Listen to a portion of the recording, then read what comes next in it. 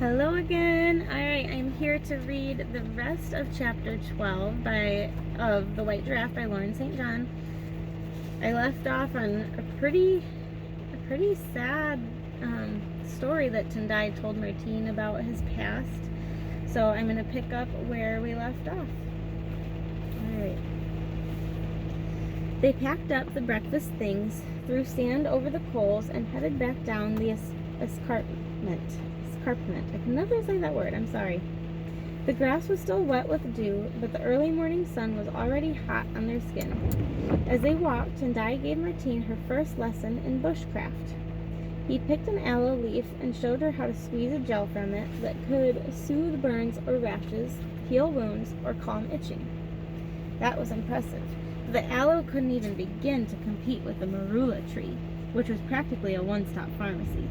Not only did its golden yellow fruit soothe stomach aches, Tendai told her, but it had 4 times as much vitamin C as an orange. Its leaves were great for dressing wounds or treating insect bites, and its bark reduced inflammation.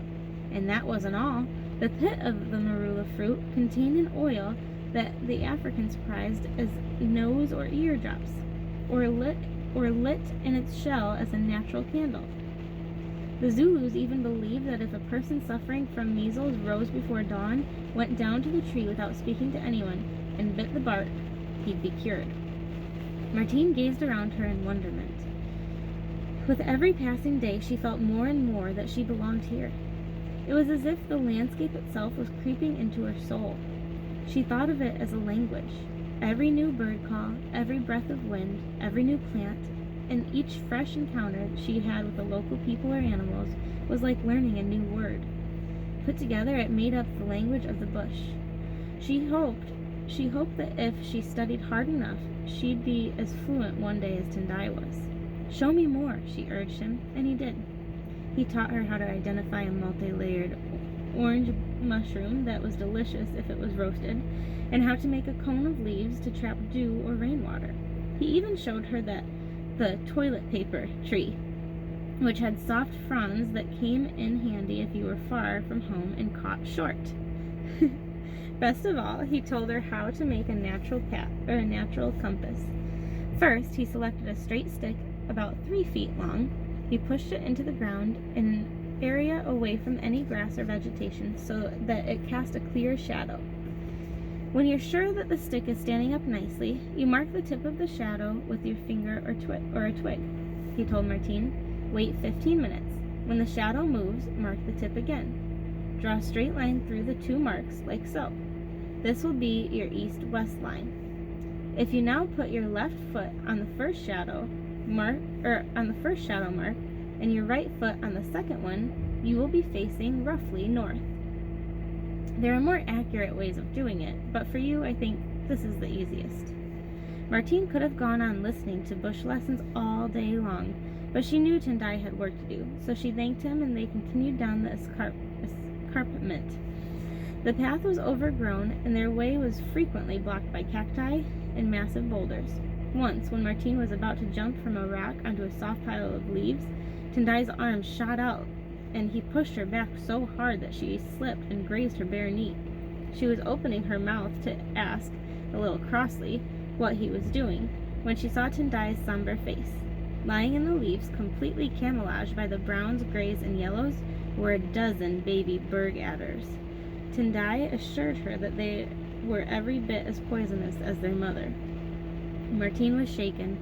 It was the second time in less than 2 weeks that her life had been saved. What would have happened to me if I'd been bitten? Tendai smiled. "But you weren't." Oh, that doesn't sound good.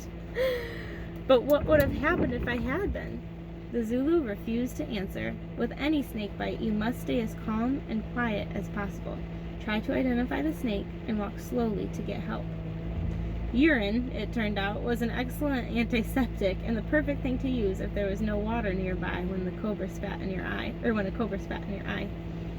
Martine tried to imagine herself calmly peeing into a cup or even her hand, then using it to wash out her eyes.